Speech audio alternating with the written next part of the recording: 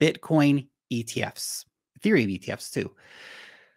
We've got some new news on this, and it's a very interesting time in the market right now, in my opinion anyway, because we've seen all this hype around the BlackRock Bitcoin ETF, this big surge when it was announced. And then basically we've had, 6 weeks now of almost sideways action for Bitcoin.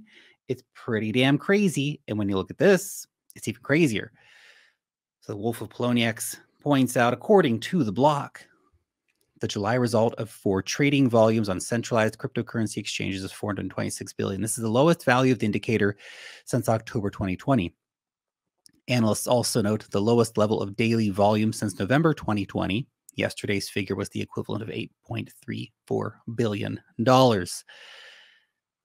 This is crazy.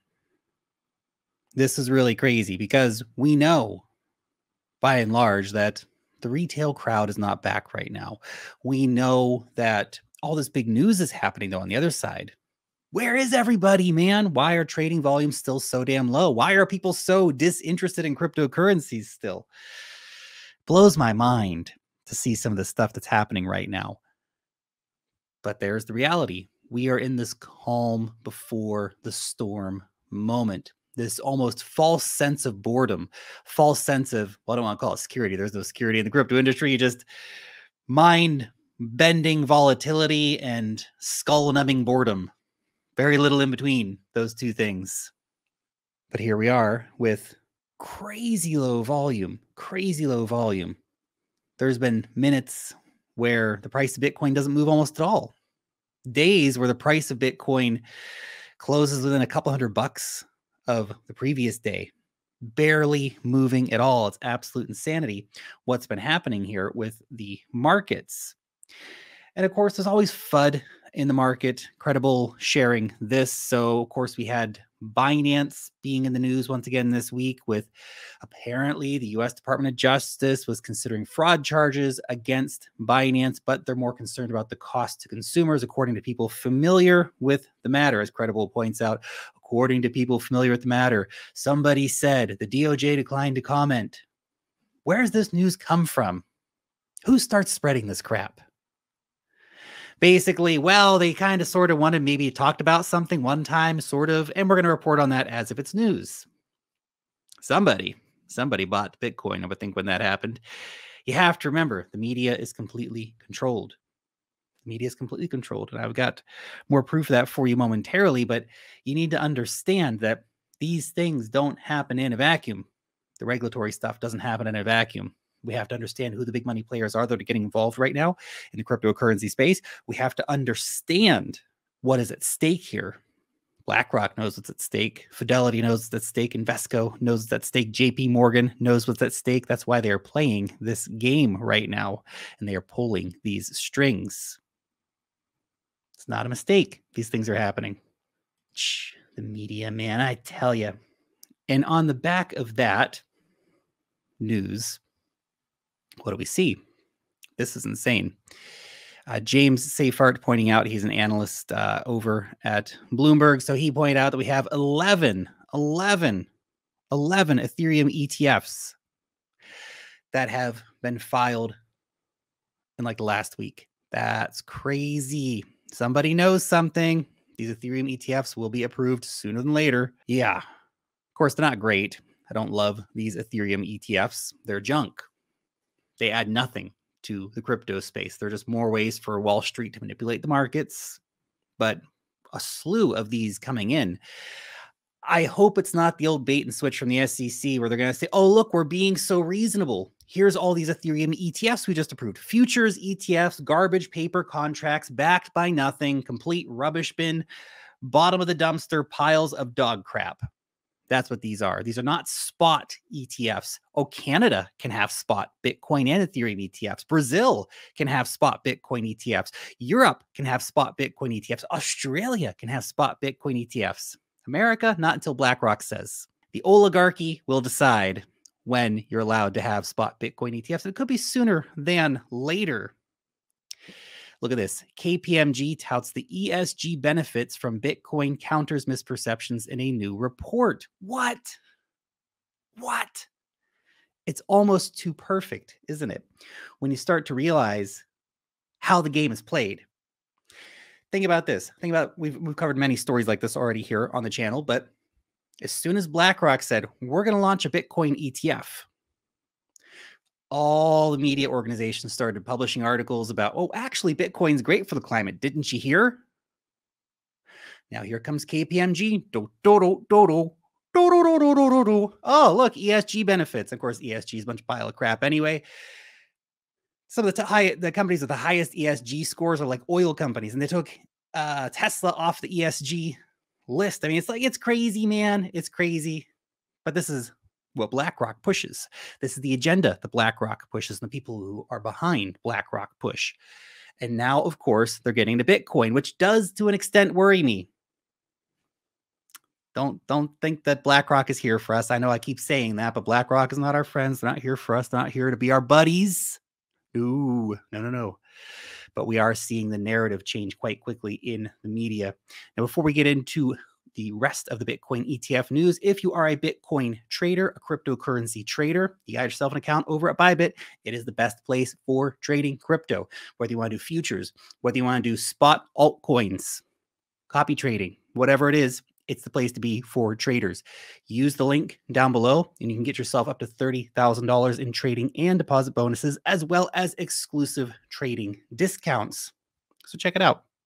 Now, the Bitcoin ETF, the elusive Bitcoin ETF. You know, we have been talking about the Bitcoin ETF on this channel literally for years now.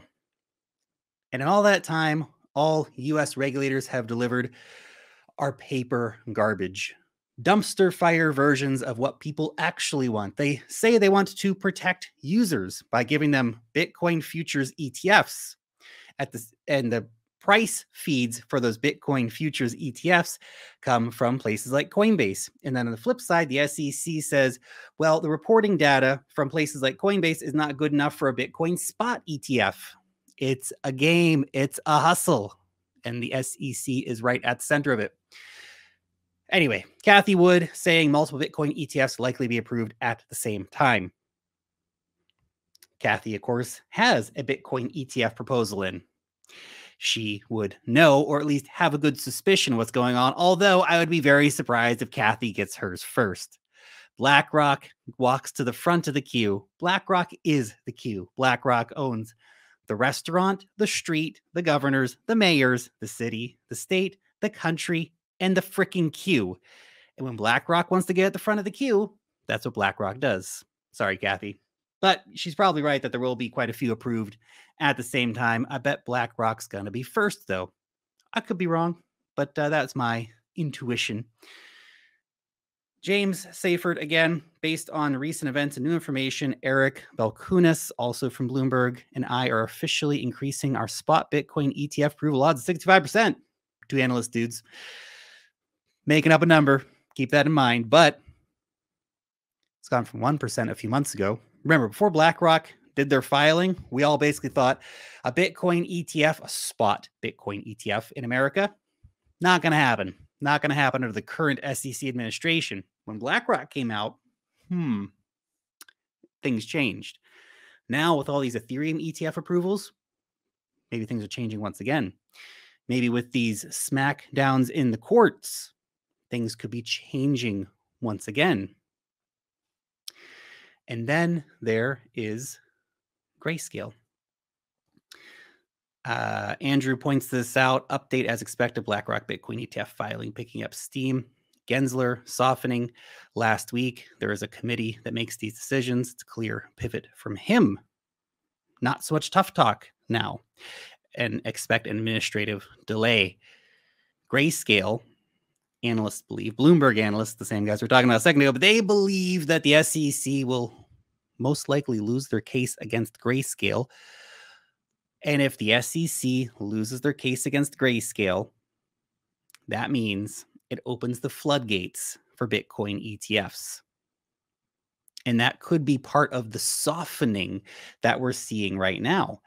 That SEC has basically figured out we're going to lose the case against Grayscale. They're going to win. We don't have a good reason why we haven't given them a Bitcoin ETF yet. The courts are going to say the same thing to us. And as a result, we are going to have to start doing something here. And maybe that information is starting to get out. Maybe the committee that Gary Gensler is referring to is starting to lean in that direction. They see the writings on the wall. They're wasting much time and energy at the agency trying to fight all this crypto stuff. They're picking the wrong battles to fight, fighting with the wrong companies and getting their butts handed to them. Coinbase as well, they're putting in a motion to dismiss the case against them. Tomorrow, I think, is when they're doing that. Yeah, by the end of the week, so tomorrow, Thursday in the USA right now. So they're doing that tomorrow. That's big news. Now, will the judge dismiss the case? Remains to be seen. But there's a possibility that they will. If the judge dismisses the case against Coinbase, huge news, because that then to an extent exonerates all the altcoins that were listed in that lawsuit. Of course, now that XRP has been declared not a security, those other altcoins are almost certainly not securities too, but that would, removing that suit would definitely clear the way a lot more for these altcoins. It would give a lot more certainty for investors in the coin stock and in crypto more broadly, that crypto companies are winning versus the SEC. The SEC doesn't have a leg to stand on. And how many hundreds of millions of taxpayer dollars does the SEC chief need to waste before somebody says, we need to put a new SEC chief in, somebody who's not going to pursue all these frivolous lawsuits against crypto companies? There's actual crypto criminality happening out there that the SEC could and should be going after versus like Coinbase. So we'll see how all that plays out. But it's very interesting to think about the potential for this stuff. A lot of numbers been floating around. Of course, we talked about the $30 billion number recently. Other experts are saying, well, maybe it's going to be $20 billion of inflows in the first few months when we get Bitcoin ETFs approved. I don't think anyone really understands how insane that number is. $20 billion freaking dollars of spot purchases for Bitcoin is huge news. Huge news. Because remember, right now, there's only about, $70 billion of actual Bitcoin available for purchase sitting across all exchanges. That's Coinbase, BINANCE, all the international exchanges, right? If we're talking about US exchanges, the number is much smaller. Coinbase only has about 450 or 500,000 Bitcoin. So if we're talking about $20 billion coming in, that's a lot of cheddar, man. If you divide that up across a few months, we're going to get $1 billion a week in buy pressure for Bitcoin. That's going to move the needle. That's going to move the needle. Remember, when the US government moves around their little tiny stash of 40,000 Bitcoin, there's 30,000 Bitcoin now, and they move 9,000 Bitcoin to an exchange to sell, everybody loses their minds, man. Oh my gosh, they're going to sell 9,000 Bitcoin. This is going to destroy the market. What do you think happens when these Bitcoin ETF providers come in and they start buying 10,000 Bitcoin a week, 20,000 Bitcoin in a week? What happens to the prices? Now, I'm not a math doctor. I'm not. Failed my math doctor bar exam, whatever. But I'm pretty sure the number goes up in that situation.